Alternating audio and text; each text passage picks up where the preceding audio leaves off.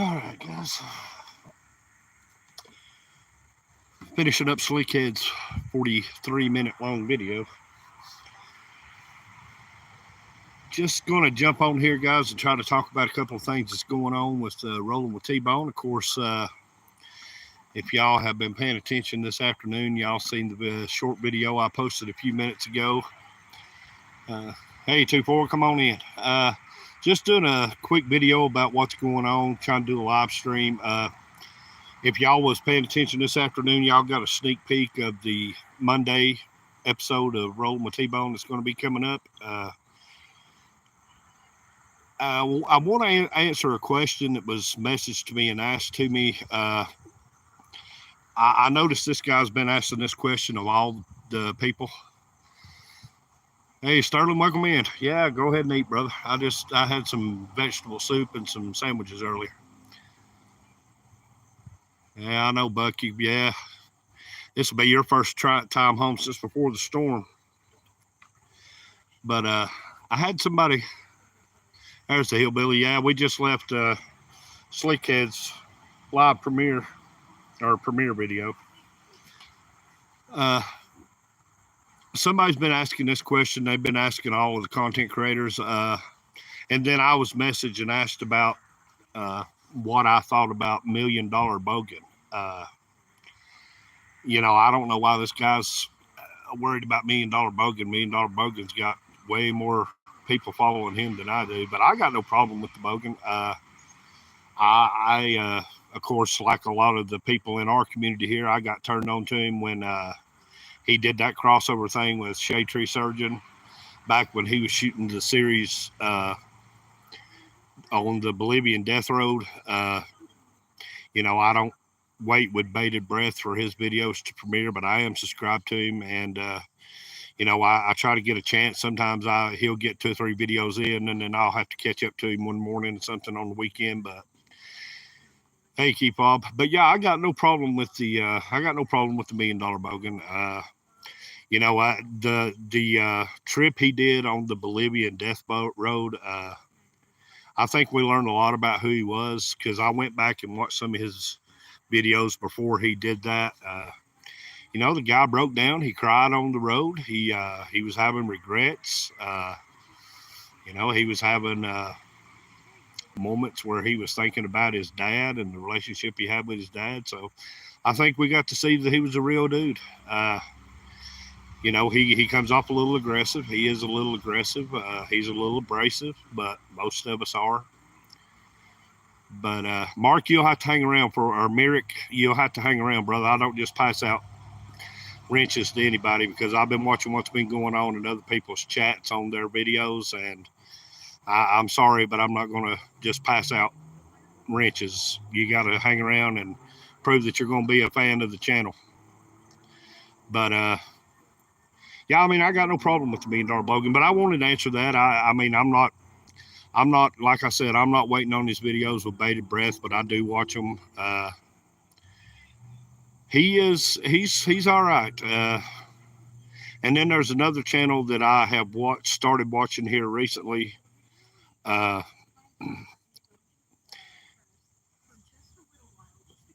Southern, it ain't Southern Hogs, but it's Southern Boy Rides or something like that.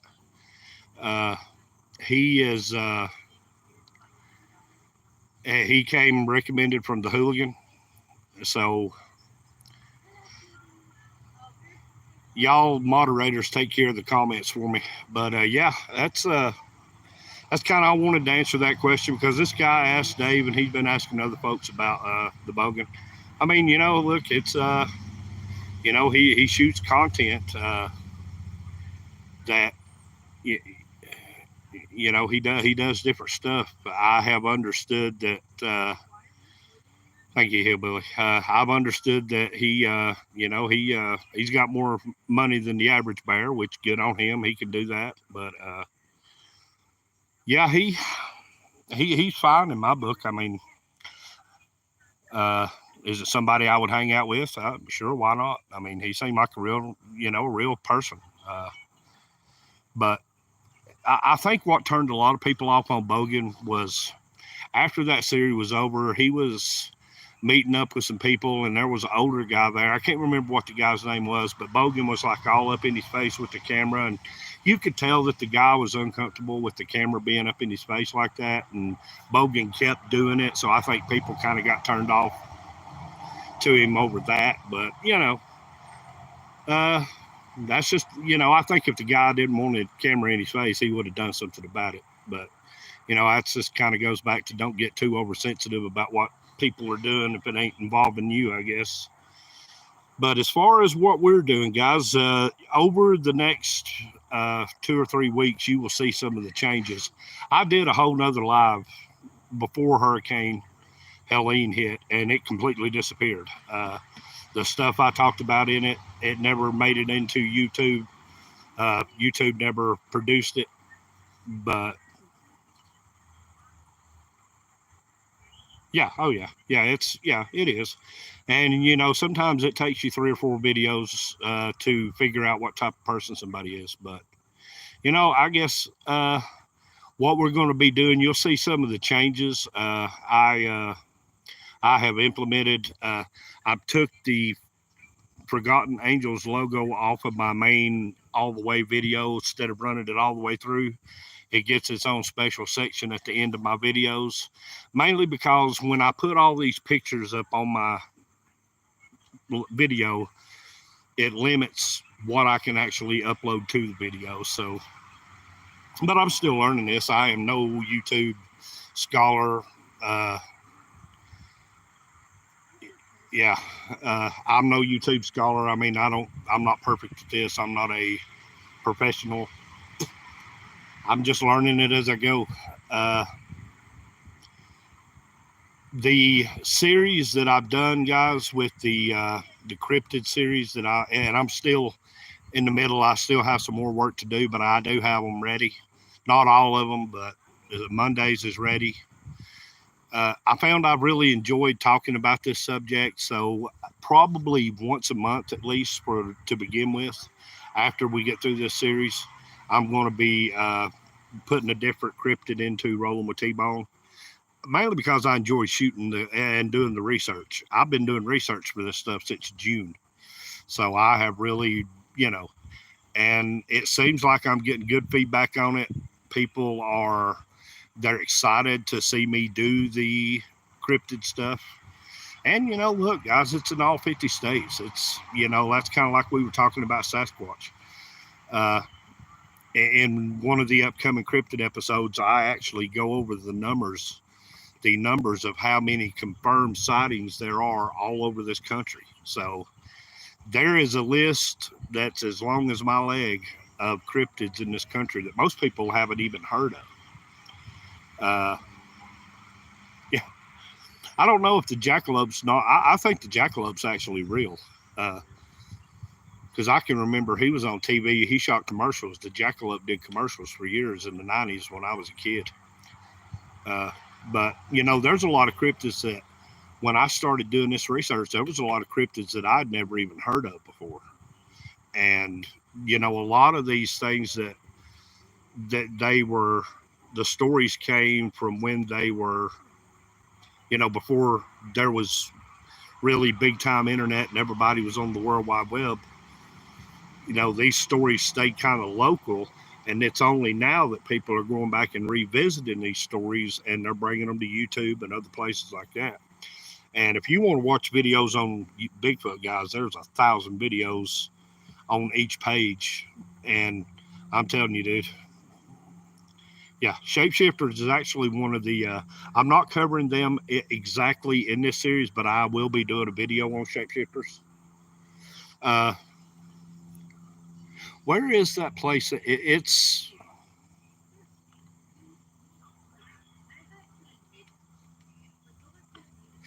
he is Buck, but he's not made it to this list because I only did 5 cryptids for this series, but I am going to be covering him.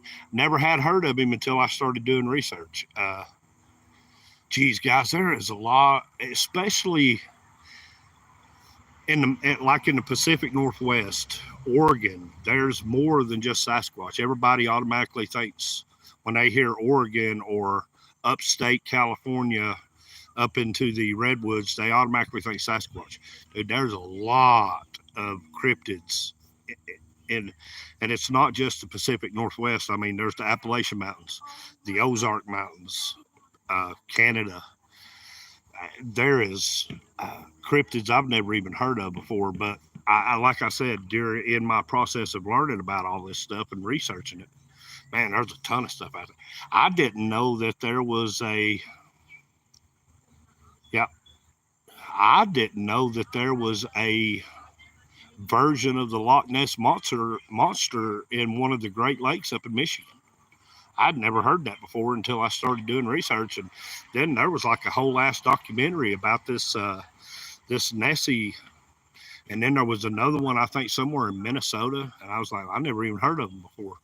But it really, I do it. It's exciting to me to do this. Of course, I'll be doing regular motorcycle content, the regular episodes, but to start out with, I'm going to do once a month at least a cryptids episode, and if it catches on and you guys are down for it, I may do more. Yep. Champlain, that's it. Yep. Champlain Ricochet. Yep. They call him Champ. I'd never even heard of this guy before.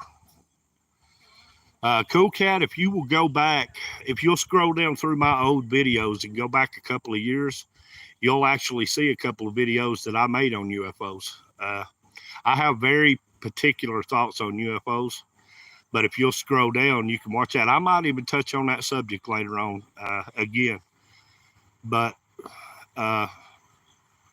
it's kind of one of those things, and I talked about it. If you guys watched Monday's video, you heard the interview that I did last Monday with the college student, of course, talking about Bigfoot, Sasquatch, whatever you want to call him. He goes by several different names, but it can't be a coincidence that people way back in the 1800s, and I'm talking about 1800s, where it was just the Native Americans, and they were drawing what they were seeing. And every group of Native Americans across this entire country were all drawing the exact same thing. You know, he was called the Old Man of the Mountains, Sasquatch. They call him, of course, in Florida, he's the skunk ape. But Wild Man, Grass Man, Yowie. He's been called so many different things. But it can't be a coincidence that even before we started doing modern recorded history, that all of these tribes were drawing the exact same thing all the way across the board. They were all seeing and reporting in their drawings the exact same thing. I mean, and then one of the episodes I'm going to cover, I talk about the Thunderbird. The Thunderbirds has been reported by every single Native American tribe in the Midwest and the West Coast. The Thunderbird, every Native American tribe has reported some type of form of the Thunderbird, which is this gigantic, huge bird. So when people start reporting the same thing, but yet they're thousands and thousands of miles apart, it's hard for me just to accept that it's all made up. It's hard for me to accept that it's all just a coincidence. I really think that you have to kind of broaden your mind a little bit and start thinking out of the realm of what you could just see. The Hopi Indians actually, Sterling, the Hopi, ever how you want to pronounce it, they actually were, I want to say they were the first tribe to actually make a impression of the Thunderbird in there. They sewn it into everything. Hey, Ruby. Yeah, Buck, you're getting close. 80 miles. Man, I hate it for you. I hope that you're going to be able to build back and not end up losing your hind end trying to do it. I know I'd seen where you had commented and said that your wife had the foresight to get insurance and everything, so that's really good. But yeah, getting back to that, it's just hard for me to accept that that's all just a coincidence. I can't subscribe to that it's all just a coincidence. And then I go back to that old thing, and when everything else seems impossible, sometimes you have to go with the impossible to understand it. So, but yeah, I mean, I've had fun with this. It's taken me out of my comfort zone because I'm going to tell you, for years and years, it was taboo for people to even bring up this subject and talk about it in public. Most people would not talk about cryptids. Most people would not talk about UFOs. They would not talk about paranormal stuff, seeing a ghost or hearing noises or thinking that someone who they loved that had passed on was trying to make contact with them. They would not even comment on this stuff. They would not talk about it because it was taboo. They didn't want people to ridicule them.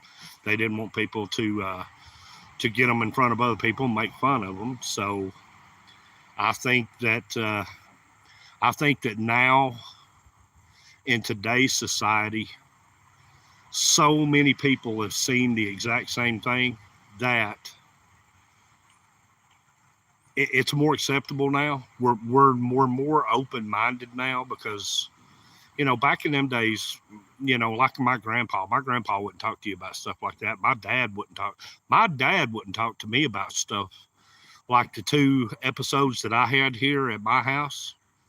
The one I had when I was a kid, my dad would not talk to me about what I saw because I think the superstition was so real that they were afraid that if they talked about it and if they acknowledged it, then they were welcoming it in somehow.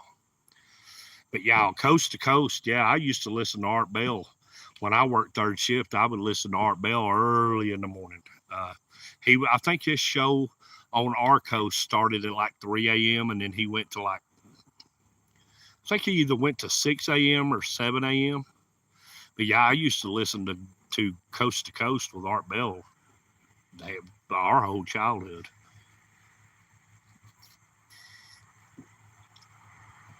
There's actually a documentary talking about lightning balls. It happened on an island.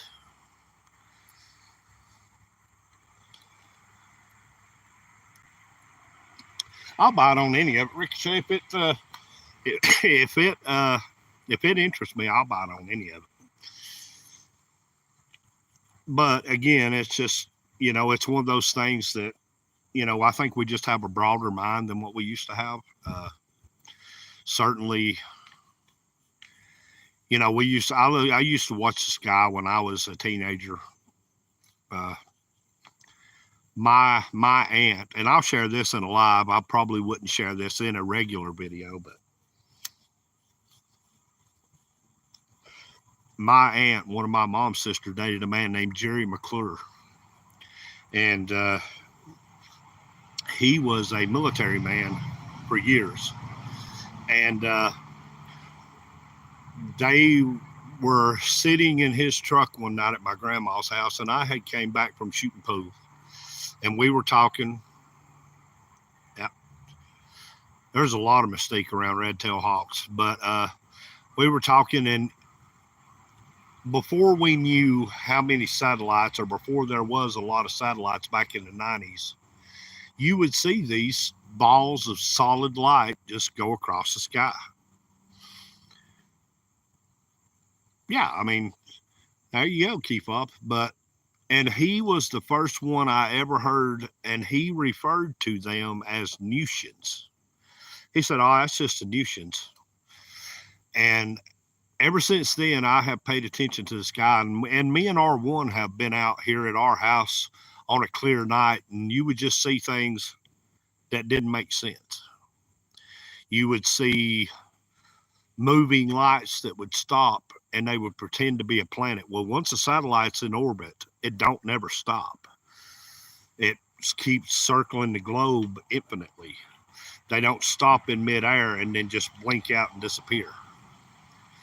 We've seen that I don't know how many times. I mean, me and TJ was out here one night and there was a cloud cover right above the top of our house. And me and TJ, he watches the sky with me sometimes, and we saw a 747. It was flying low. It flew into a cloud bank, and it never came out. It didn't turn.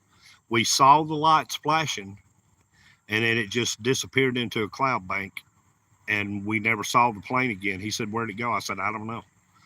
And it was coming in where I live, coming from northwest to southeast. Most planes will start their descent right over my house to land in Atlanta at well, military does it at Dobbins, but Hartsfield Jackson, a lot of the northwest flights have already started their descent as they come across Fannin County to get in their pattern and to their holding pattern to land at Hartsfield Jackson. So we see planes all the time. But this plane just, it was there. All the lights were shining. Everything was flashing like it was supposed to. And then all of a sudden the plane wasn't there no more. So I listened to the news. It didn't crash. We don't know what happened to it. I know we both wasn't hallucinating seeing a 747 flying across the house. It was there. We just lost it. But stuff like that, I mean, it's, you know, it's all interesting stuff. And of course, that old saying, people will say, well, if you go into the woods looking for something, you're going to find something. I think it's because people are now more alert to things is the reason they're finding stuff.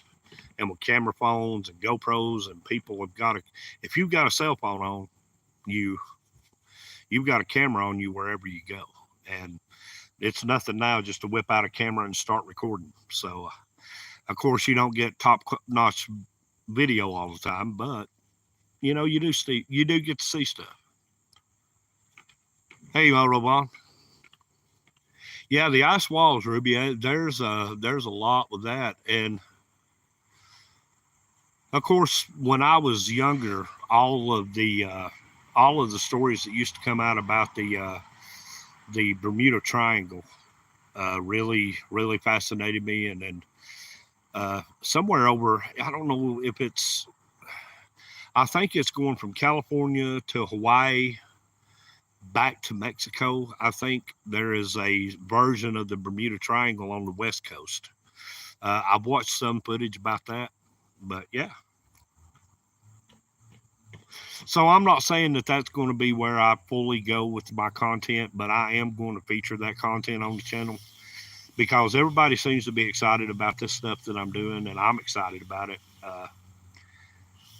You know, I think that our channels are an extension of who we are. Like with Sterling, yeah, the Nevada Triangle. I have heard of the Nevada Triangle, yeah.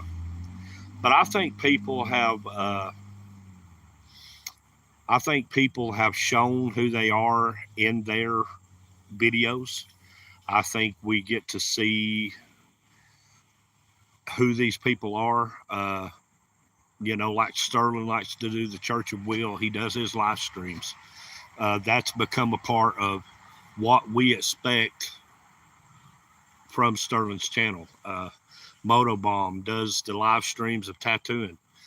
And then we get to watch Motobomb do his, we get to watch Motobomb do his daily commute. And then like riding on Ruby, I just watched Ruby's video earlier where he was out with his pumpkin head and just having a good time. And, you know, we start to expect certain things from our channels. You know, Hooligan, we expect Hooligan to take us either on a 17-minute, 48-second wild ride, or he's putting out shorts with music in it. I mean, always having fun doing something. But yeah, we got to put the you in YouTube. We got to show a little bit of us and who we are and be genuine with who we are if we want people to show an interest in what it is that we're trying to do. So, you know, and then even with Keyfob does his moto, you know, but he's always got shorts going on, and there's always something happening, you know, with chaos or something like that. So that's always cool. I mean, it allows us to come in and be a part of your life. And that's kind of with me. I feel like with the cryptids, I'm allowing you guys to come in and be a part of what I enjoy doing when I'm not on somebody's channel. This week it was a kitten, right? But, you know, I think that's what people expect. So I know that's what I expect. Uh, some channels that I've kind of turned off, well, up till recently, I've actually hadn't been doing a whole lot of watching on Bites and Beards. I don't know if you guys know who Bites and Beards are, but they have did this thing now with Paul Sr. from Orange County Choppers. They're actually going to do a biker build off. So I thought that was pretty cool. So I've been kind of watching and getting set up with that to watch that series. I think that's going to be fun. You know, because you're going to have Paul Sr.'s channel. You're going to have Bikes and Beards, and then you're going to have the bearded mechanic who used to work with Bikes and Beards on his YouTube channel all the time. But you're going to have all three of them bringing their best motorcycles to, you know, to be judged, I guess, somewhere. But yeah, I don't, and I know this is going to sound bad because it's going to sound like I'm casting judgment, but I'm not. I'm just giving you my impression. But the guy from Bikes and Beards, I don't know his name. Sean, I think it is, maybe. Is it Sean?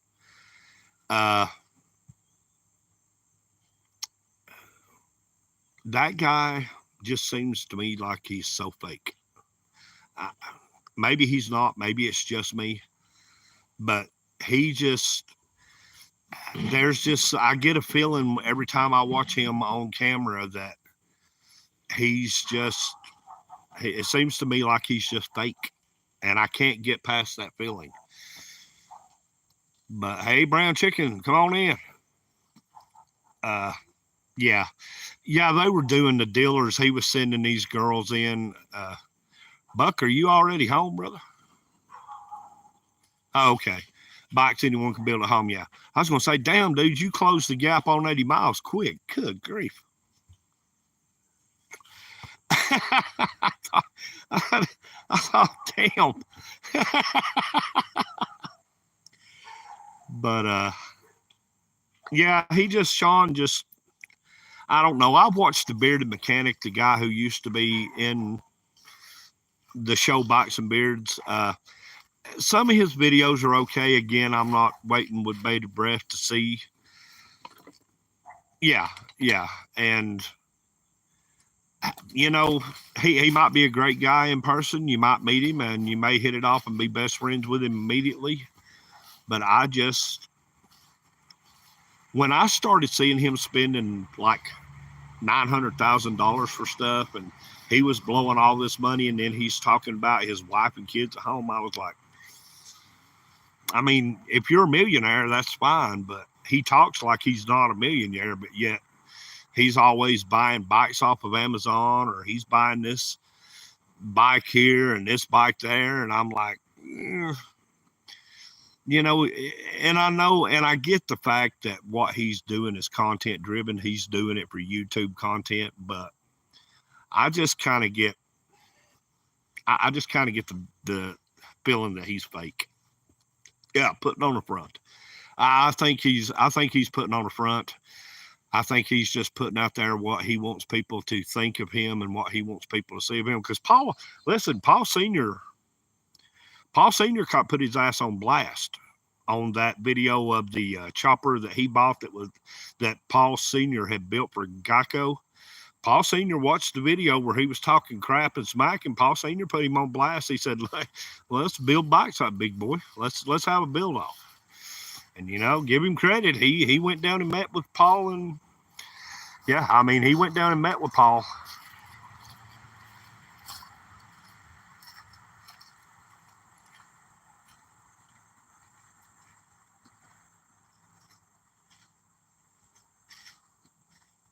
David, that's, yeah. If you want to get, yeah, I mean, I never prayed to get abducted by aliens, but I could see that. I could see that. Or maybe I was abducted and just didn't realize it. I don't know. I've never been hypnotized, so I don't know how many deep rooted thoughts are inside my head. I've never been hypnotized, so I don't even know if I can be hypnotized. But yeah, but getting back to that, yeah, Paul was very real. And I watched, what brought me around to the whole thing was Paul's video reacting to what Sean had said to him popped up on my homepage. And I was like, ooh, okay. So then I went and watched all of the videos in real time. And I was like, yeah, Paul called his ass out and put him on blast real quick. Yeah, you think it's easy to be a bike builder, then build a bike. Let's see what you can build.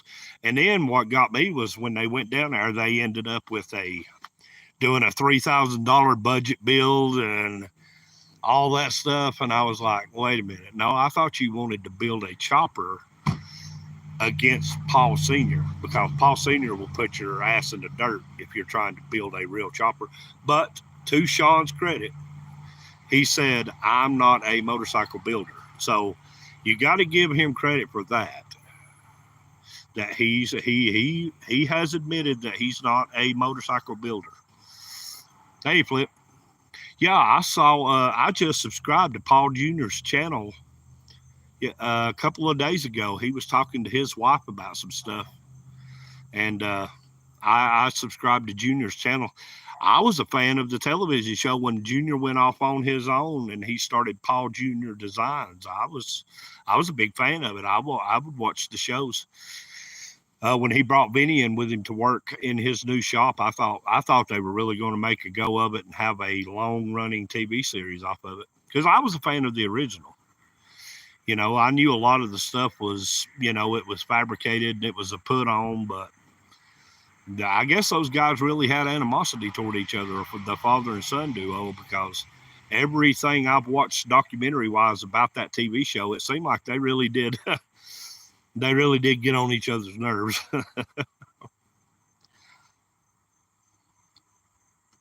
Well, yeah, you're right, Keith Bob, and that was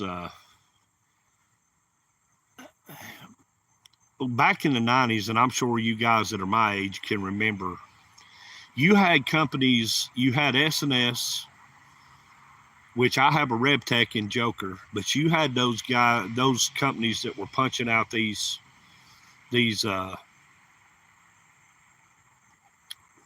well, they're not all bad engines neither. I was going to say that we're punching out these cookie cutter engines, but they're not bad engines, but they were building off of the frame, like trying to build some kind of, like with the jet bike or the spider bike, but yeah, a lot of it seemed like it was afterthoughts. Yeah.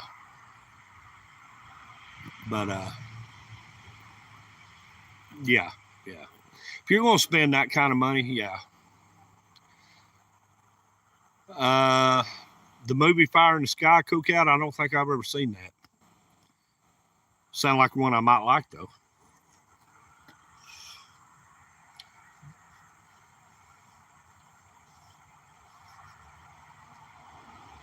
Oh, yeah. Those bikes, like the Geico bike, and he did another one. It was getting toward the end of the run of the TV series. They had built a corporate bike, and I know they were talking about what that bike was going to cost, because they did something very special to the bike, and it was one of the only times that you heard Paul Sr. talk about how much money was in this investment bike that they were building, and it was way up there.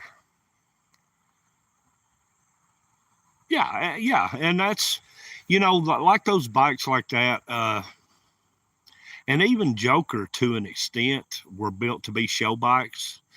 I'm not going to jump on Joker and do an 800-mile trip. It just ain't going to happen.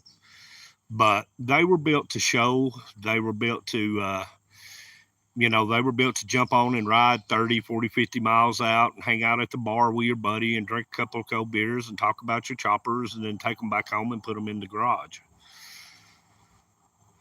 Yeah, the Briggs & Stratton bike was funny. Yeah, they did another one though. It was a big corporate bike, and I can't remember, but I know he had done. They had paid some company to do some kind of gold etching inlay on the on some of the chrome pieces on the bike, but the rims. And I remember Paul, he was rattling off like some big, huge price that they were going to have to pay for those rims. And, he said it's corporate money. He said the money's there. They want it. They're going to pay for it. But I was like, geez, those guys probably just spent more in rims than, talking about this. Do you guys remember the World Biker Build Off where it was Jesse James, Paul Jr., the guys from Ass Monkey Garage, and Paul Sr.? Do you remember the World Build Off biker thing they did? It's been probably mid 2000s. I wonder how much they paid Paul Sr. to take a dive, because he didn't even show up with the motorcycle. He showed up with that tank thing. I think that the people who were putting that event together thought if we do a real biker show and we do a real biker build off, Paul Sr. would have probably won it.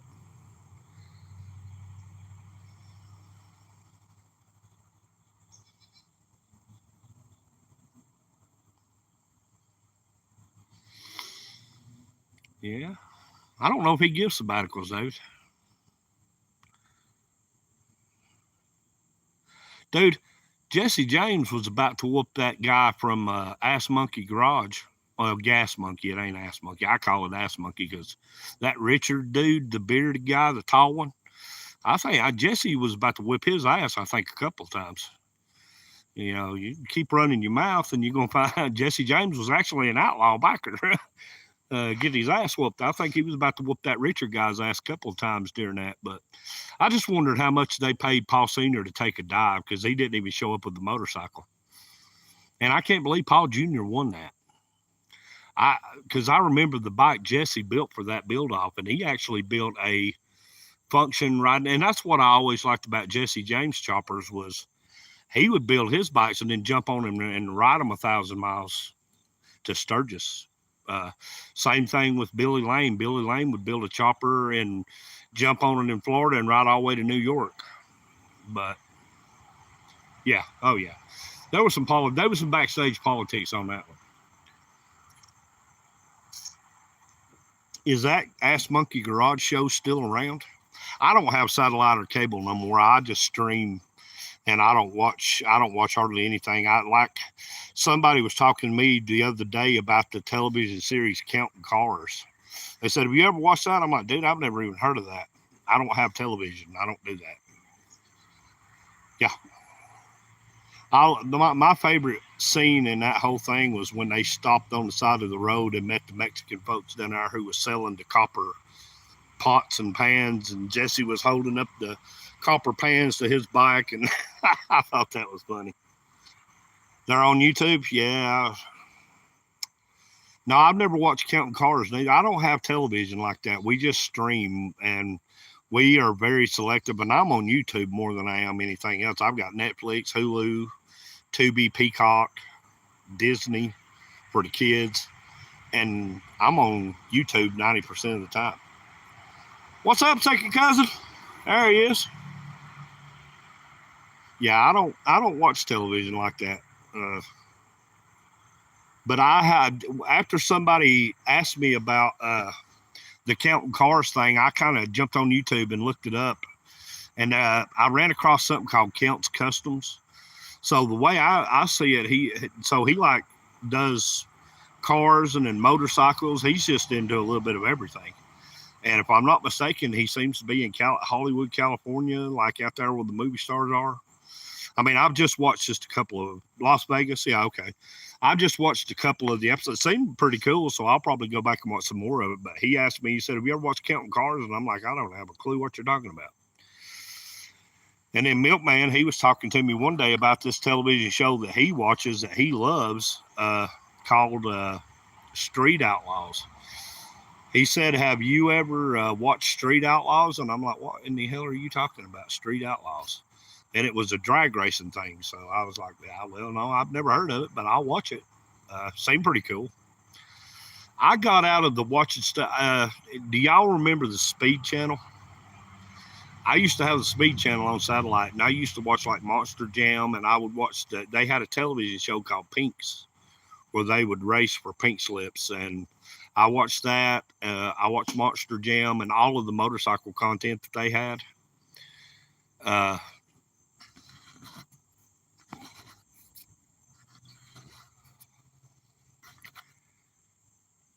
but yeah, I miss Speed Channel. Uh, I went through here a while back on YouTube, and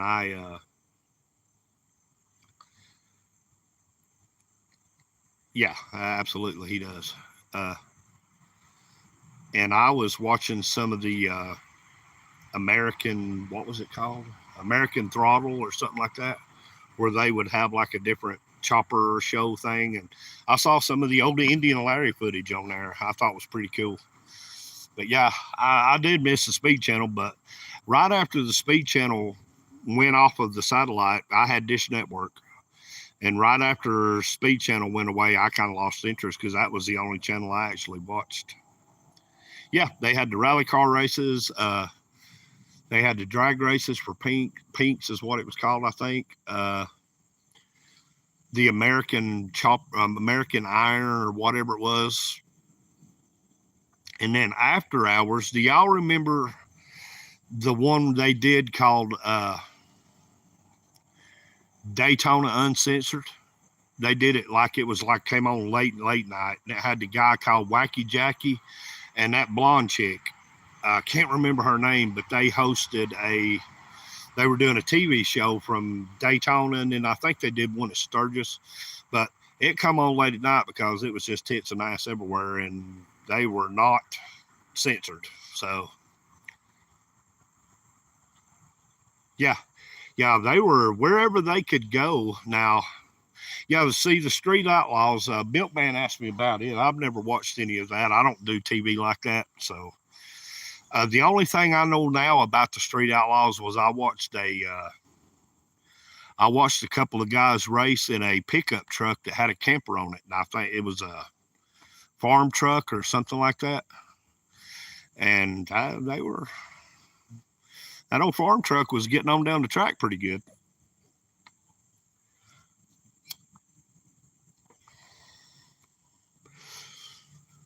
But I think Cool TV went out after the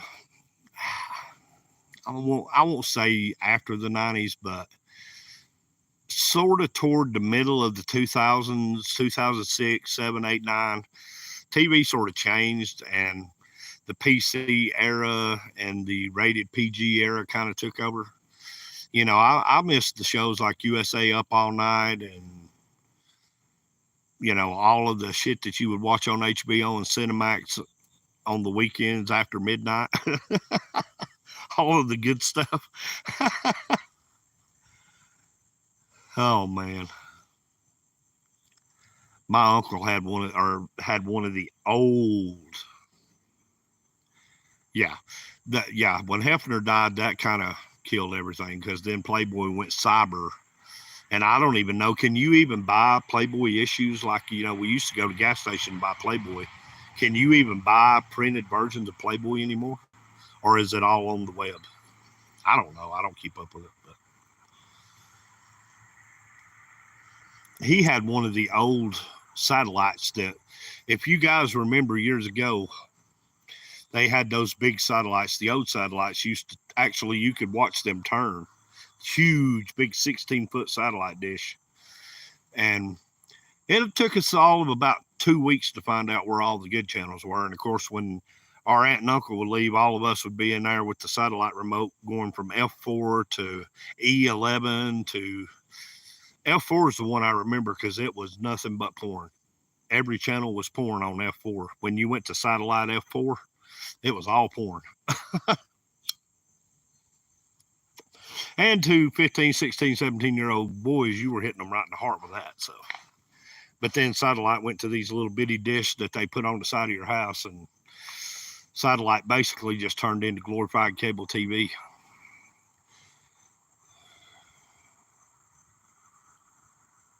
Yeah, the Deep Thought satellite. The thing were huge. You know what people do with them around here, Sterling? I don't know if you see it out west any. But people who still have those old 16-foot satellite dishes in their yard have started spray painting faces and artwork on them. Several of those around here out in people's yard that have been painted, and they put artwork on them, which is fine. I mean, it looks cool, but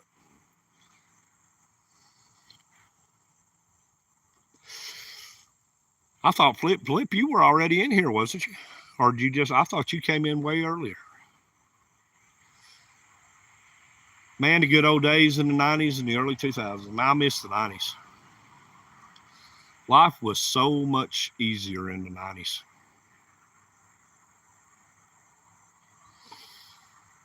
Burning them around there, yeah. Around here, they drew on them, drew smiley faces, and one guy out here on Alaska Road, if I can remember a video, I'll show down if it's still there, but he painted like a big mural on his. He blocked it out, painted it, took the thing off of it, and made a nice piece of artwork.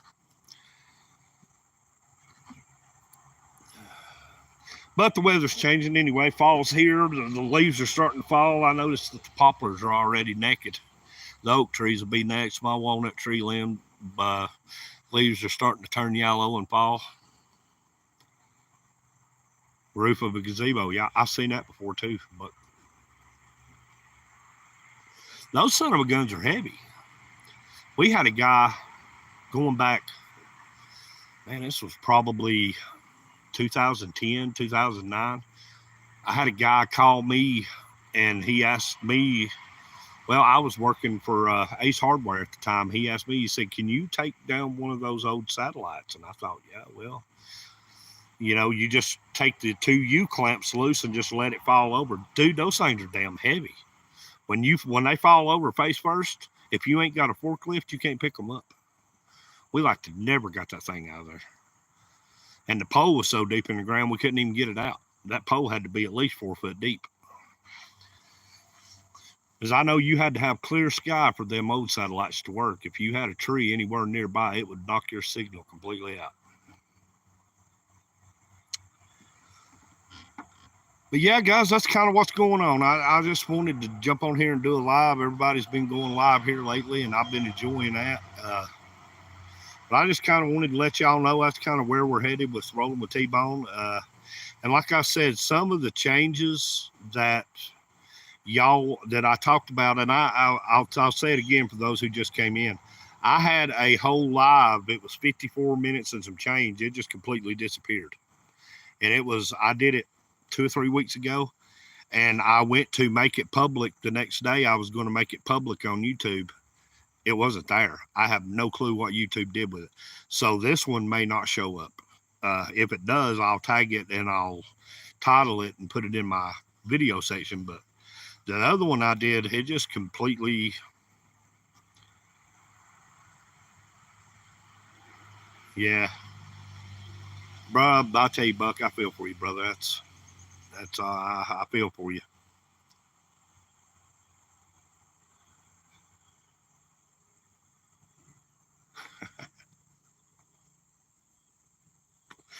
But we got fall approaching. I'm starting to enjoy it because next week our temperature is here. We're going to be like in the low 50s or low 50s, high 40s for overnight lows, and then we're going to be like 75, 76, 77. So we're actually getting into the really nice part of our riding season right now for like the next 4, 5, 6 weeks. Our you know, as long as you can handle riding in the upper 50s, our riding is about to really get nice. Is Neil in here? What's up, Neil? Didn't see you come in.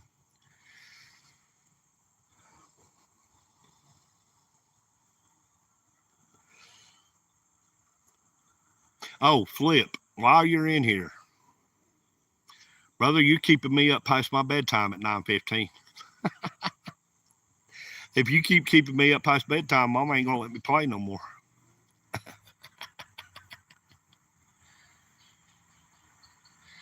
Yeah, I was watching Ruby's channel earlier, and Ruby was saying that not much longer he'll be bringing his bike in the house. And I'm glad you're here, Neil. We're sick. Come on in. Yeah. I know Ruby said he was going to be putting his bike up here not too much longer because he was talking about freak snowstorms that would just pop up out of nowhere, and I'm like, good grief.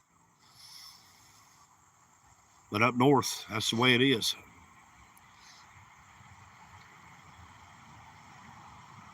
Yeah, I get it. I get it.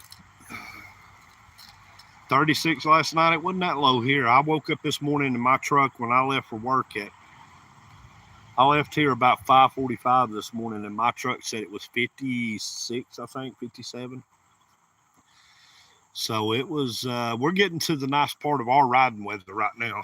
I know Florida right now is basically their riding season, the best part of their riding season right now, and it kind of gets that way here in Georgia.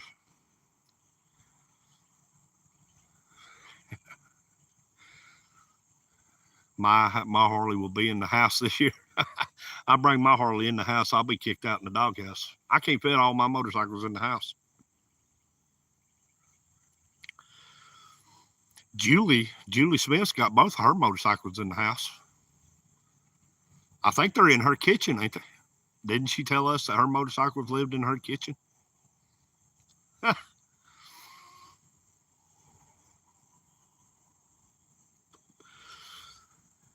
And old Mac, man, old Mac's been doing some good lives. I love to listen to old Mac tell stories. He remembers, man, for 80 years old,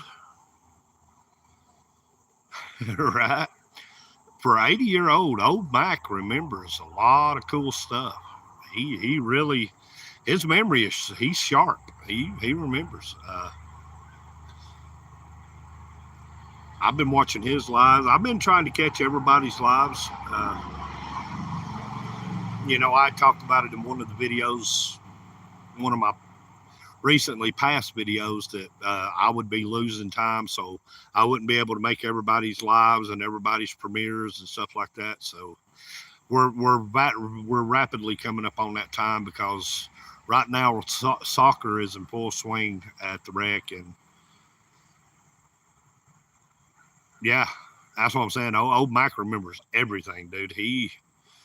And what a life, man. He's lived a life. God, he's done stuff most people only dream of doing. I think in my stories, listening to him talk about life and things that he's done. Hell, today I heard him say, I went back and rewatched a little bit of the live stream he did this morning. He was talking about being a truck driver. He like flew combat planes in the war, and a truck driver. Man, he's done a little bit of everything. Yeah, y'all still getting that crazy weather, but everybody's weather on the eastern seaboard will be changing pretty good. His channel, Hillbilly, is just called Old Mac. He's kind of his picture, he's a white-haired guy with a long white beard. He's about 80-year-old. He still rides a Harley Tri-Glide, and he's got some young chick named Angelique that's been with him for a long time. She I get tickled at Mac because I call him a player in a management position, a pimp. I call him a player in a management position, a pimp, and he gets a kick out of that when I call him a pimp. Yeah. How many subscribers are you up to now, Flip? Is Angelique his daughter? I did not know. Is she his daughter? I thought she was his girlfriend the way he talked. 1,800 plus? For some reason, I thought she was his girlfriend. Wow, you're growing off of them watch hours. Yeah, I didn't know. I thought she was his girlfriend.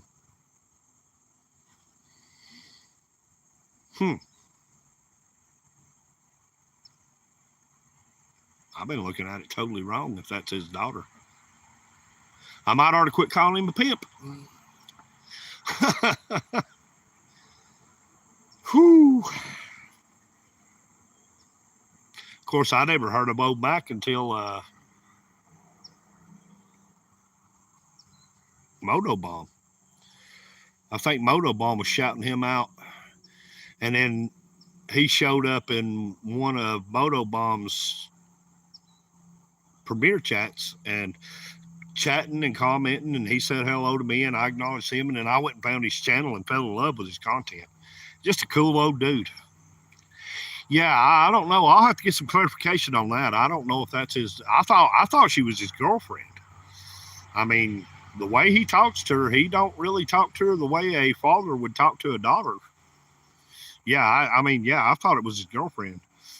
Because he don't talk to her the way a father. I wouldn't talk to my daughters the way he talks to her. Uh, so yeah, I don't have to get some clarification on that one. I thought she was his girlfriend. I hope she's his girlfriend.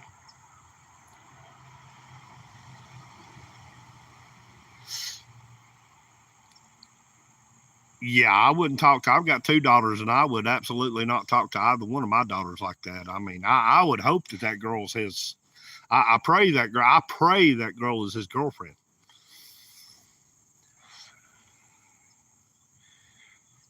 Are you on 75, Buck? Yeah, exactly, Sterling. Exactly. Yeah. Yeah, girlfriend. Okay, Moto Bomb just clear. Okay, she's his girlfriend. Thank God. I was calling him a pimp, and if she was his daughter, oh my God.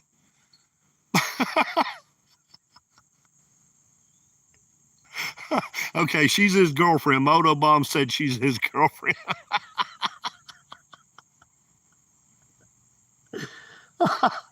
Oh God, a player in a management position. I was calling him a pimp. Now, thank God she's his girlfriend.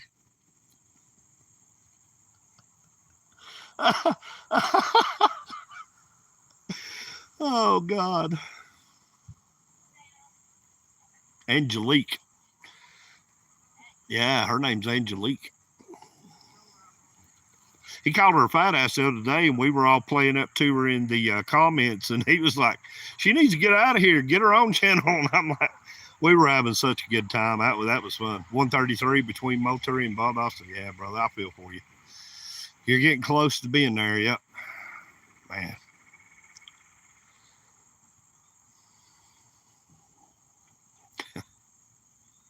Yeah, we were having fun that night. He was doing that live stream, and I told him, I said, we like the Kirby girls.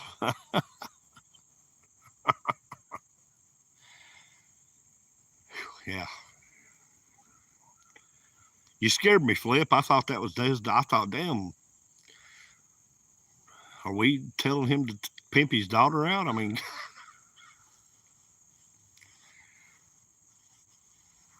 did you come back? You came back home today from six, didn't you? Second cousin.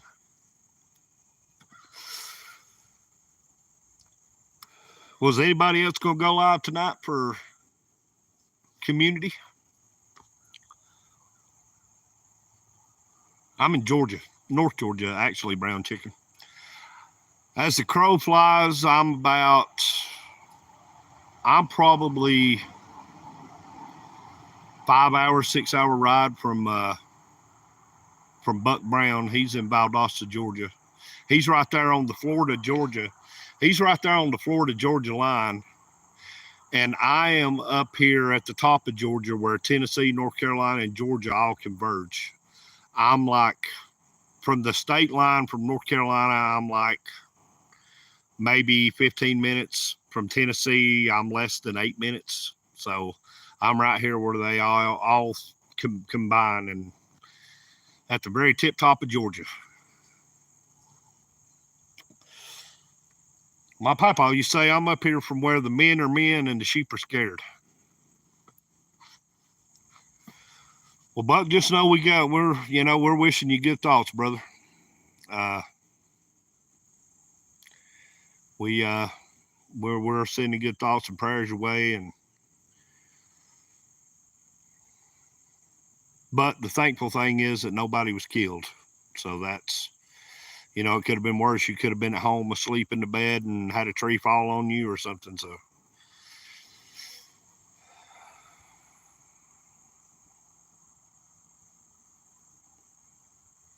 Yeah, I'm just glad that nobody was hurt. That's, all that stuff, and we say that, and we don't want to be,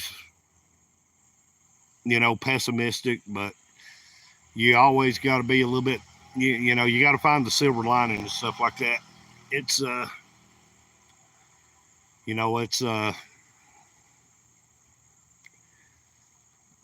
could have been a lot worse. Could have been a lot worse. And even up here where we're at, where me and Hillbilly are, I mean, that Friday we had some seriously high winds come through. Uh, a lot of rain. Of course, before Hurricane Helene even came up through Georgia, we already had this big rain front that was sitting on top of us for about 4 days, 5 days. Yeah, we're not. Yeah, and possessions can be replaced. Things can be rebuilt, but if you lose your life in it, you've lost something more valuable than all that stuff. But I'm just glad that nobody was killed in that situation. But I send out prayers and thoughts to the people if they ever stumble across this video who did lose loved ones due to Helene. Wherever you were at in the destruction path. If you ever see this video, our hearts and thoughts are with you and the people that you lost, the loved ones that you lost. It's one of those things, and it's one of those things. Yeah, I already had to rebuild twice. Yeah, it's one of those things where you don't want to minimize human suffering. You don't want to minimize the tragic thing that has happened, but you always want to try to look on the bright side of at least nobody, you didn't die. You was in your truck out working and trying to earn money. So, you never want to minimize human suffering. So, uh, it's, but now his second cousin, Ray Ray, his brother or his cousin, James Gregory, of course, a lot of y'all on here know who James was. James Gregory was talking about hurricanes one time, and he said, people don't want to talk about human suffering, loss of life. And he said most comedians won't talk about that stuff because they worry about how the audience will perceive it and what the audience will think about it. But he said, seeing as how I don't care what y'all think, I'm going to go ahead and talk about it. Rhodey, I am a meat popsicle. Yeah, I agree with that. Guys, Rhodey J is actually Jaybird from the shop with Milkman. Rhodey J is actually my motorcycle mechanic. Yeah, I get that. You'll probably be numb to it. Yeah. Yeah, and like Sterling says, you've got your semi truck, so you'll never be homeless, which is, I don't know if there's any comfort in that or not.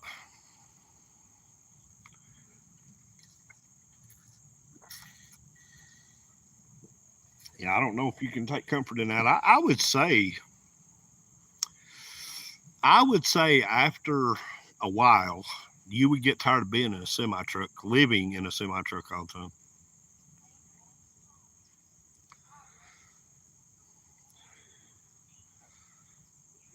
And I fix hogs, rice, and crotch rockets. Yeah. Which, speaking of Brody J, here soon I got to get Joker over there. I got to get you to go through Joker's carburetor. Got to readjust those shocks on the rear end, and I'm having some. It just started the last time I rode it, but I've got to have you to go through the wiring on the rear end again, and there's got to be something there that needs to be eliminated. Uh, yeah, so I'll bring it over there and get you to put it on the lift to go through all that for me. The carburetor, I changed the plugs in Joker here. It's probably been about 3 weeks ago now. I rode it over to the shop and changed the plugs, but I'm still getting popping through the carburetor when you decel. It ain't like super bad or loud, or it ain't blowing flames out, but I'm still got a light popping. So and it's the Mikuni side slide carburetor, so it should be pretty simple to clean out. I was going to try to get it done before the Georgia Grundle run, but I didn't make it to the Grundle run. So,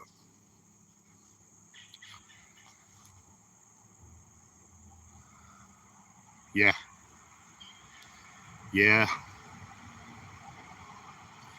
Yeah. I don't think that there's nothing major going on with the carburetor. I just think it needs a good cleaning. Yeah. Yeah. I've got the harness. Actually, Flip, we didn't have to do a whole lot, but I am going to have Milkman and Jay to wire that new harness up. I think that's what it needs. And I'm going to have them to reconfigure those blinkers that you had on there. I rode Joker back in the summer, and I brought him home, and I looked back there, and I had completely lost a I had completely lost the blinker. It had fell off.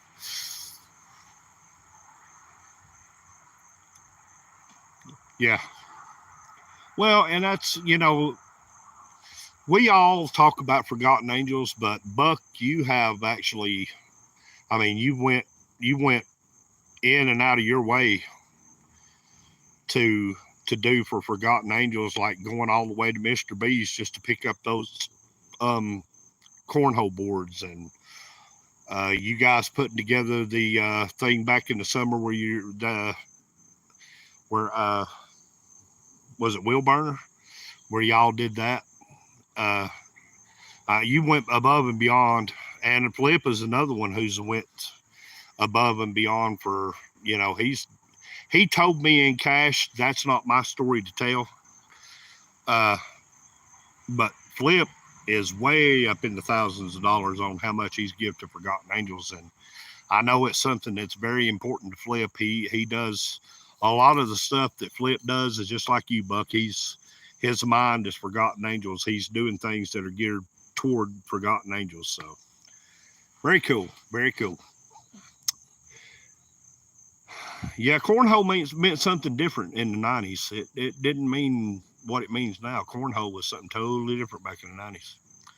But guys, I've been at this thing for over an hour now. I just wanted to jump on here and kind of give you guys an update on what's going on. And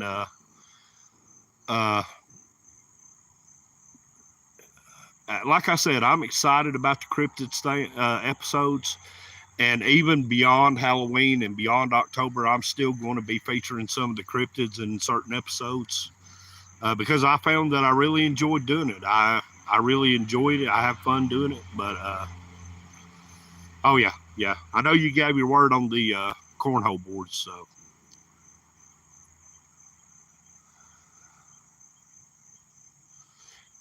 if he hadn't have made it through, Buck or Rhodey, we wouldn't have made it through.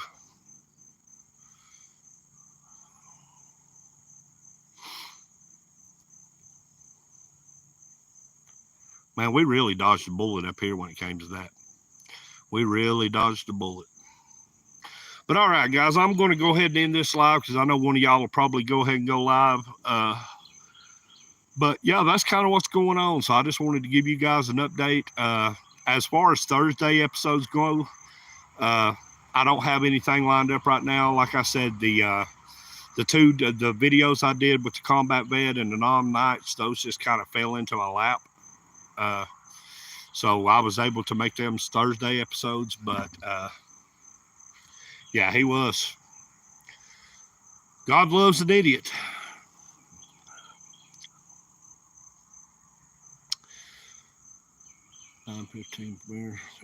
I'll be there if I can, Flip.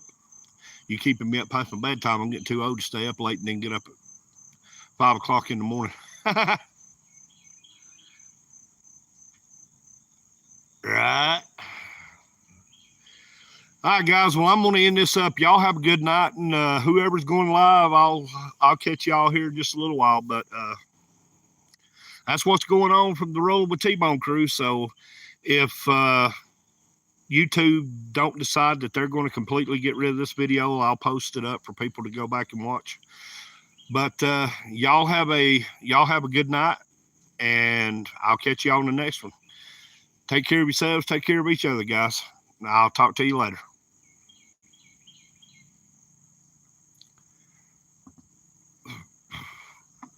Oh.